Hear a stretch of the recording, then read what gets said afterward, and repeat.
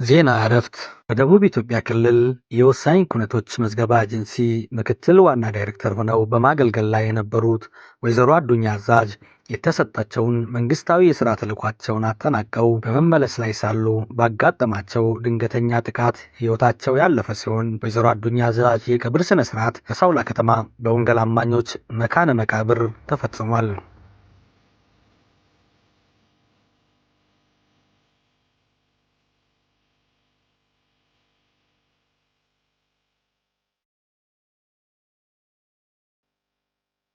የወይዘሮ አዱኛ አዛዥ የቀብር ሥነ ሥርዓት በሳውላ ከተማ የደቡብ ኢትዮጵያ ክልል ርዕሰ መስተዳድር አቶ ጥላሁን ከበደን ጨምሮ ከፍተኛ የመንግሥት የሥራ ኃላፊዎችና ወዳጅ ዘመዶቻቸው በተገኙበት ተፈጽሟል።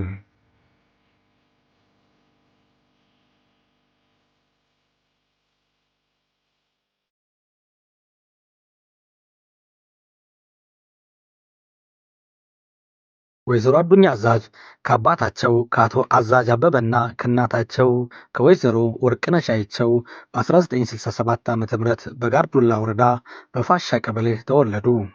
ዕድሜያቸው ለትምህርት ሲደርስ በሳውላ ከተማ በቡትረ ትምህርት ቤት ከአንደኛ እስከ 8ኛ ክፍል፣ በሳውላ ሁለተኛ ደረጃ ትምህርት ቤት ከ9ኛ እስከ 12ኛ ትምህርታቸውን ተከታትለዋል። ወይዘሮ አዱኛ በቀድሞው በኢህአዴግ ዘመነ መንግስት ከ1983 እስከ 1985 ዓ.ም በስምጥ ሸለቆ ግንባር ተሰልፎ በሀገር ደማቅ አሻራ አስቀምጠዋል።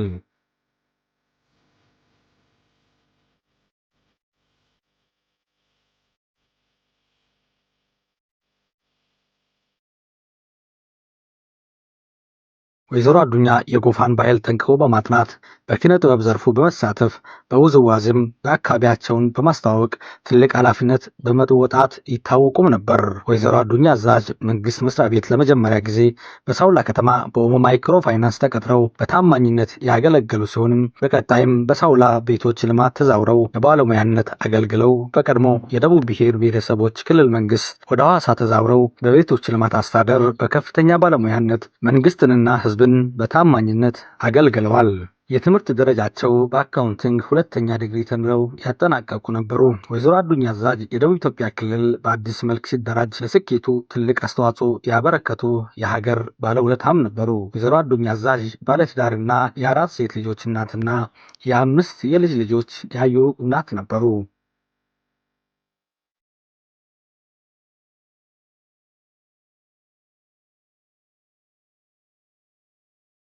ወይዘሮ አዱኛ አዛዥ ሕይወታቸው በድንገት እስካለፈችበት ዕለት ድረስ በደቡብ ኢትዮጵያ ክልል ወሳኝ ኩነቶች ምዝገባ ኤጀንሲ በምክትል የቢሮ ኃላፊ ማዕረግ የአስተዳደርና ፋይናንስ ዘርፍ ኃላፊ ሆነው እያገለገሉ በነበሩበት ወቅት ለመንግስት ሥራ በወጡበት በድንገት በተፈጠረው አደጋ መጋቢት 10 2018 ዓ.ም ልክ ከቀኑ 9 ሰዓት ሕይወታቸው አልፏል። በመጨረሻም ወይዘሮ አዱኛ ህልፈተ ሕይወት የተሰማቸውን ሐዘን የደቡብ ኢትዮጵያ ክልል መንግስት ርዕሰ መስተዳድር አቶ ጥላሁን ከበደን ጨምሮ የክልሉ ከፍተኛ አመራሮች በመኖሪያ ቤታቸው ተገኝተው በመግለጽ የአበባ ጉንጉን በክብር በማስቀመጥ የቀብር ሥነ ሥርዓታቸው ተፈጽሟል።